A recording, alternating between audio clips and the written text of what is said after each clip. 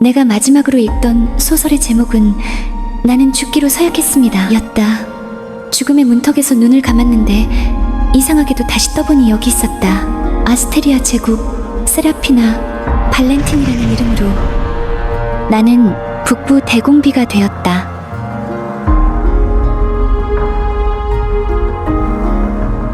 처음에는 믿을 수 없었다. 소설 속 조연이 되다니. 그것도 비참하게 죽어가는 정략 결혼의 희생양으로.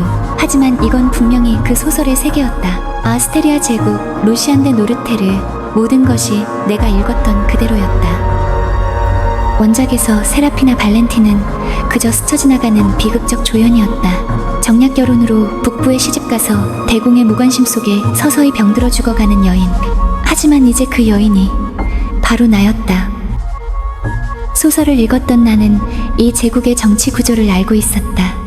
수도 아르카디아를 중심으로 한 4개의 방향.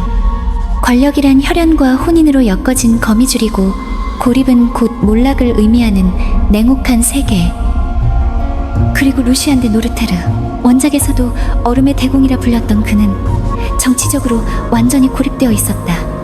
700년간 제국의 북방을 지켜온 명문가이지만 50년 전 은빛 반란의 여파로 아무도 믿지 않는 존재가 되어버렸다.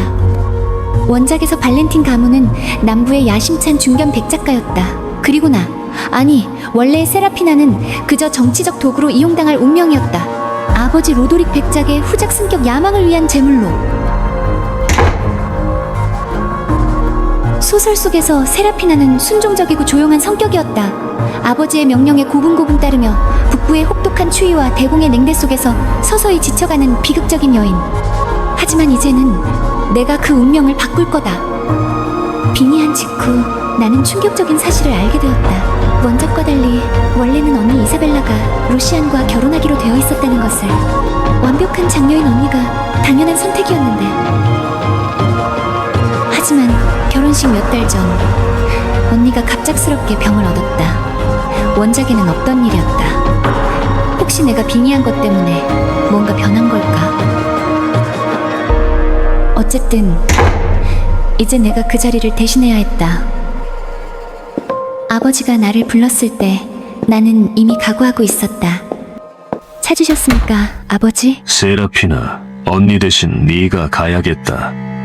원래 세라피나라면 청천벽력이었겠지만 나는 달랐다. 이미 한 번 죽어본 사람이니까. 원작 지식이 있는 나는 알고 있었다. 이 정략 결혼이 단순한 정치적 계산이라는 것을.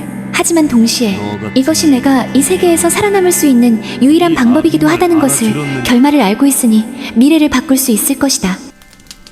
루시안 대공도 이 갑작스러운 변경에 당황했을 것이다.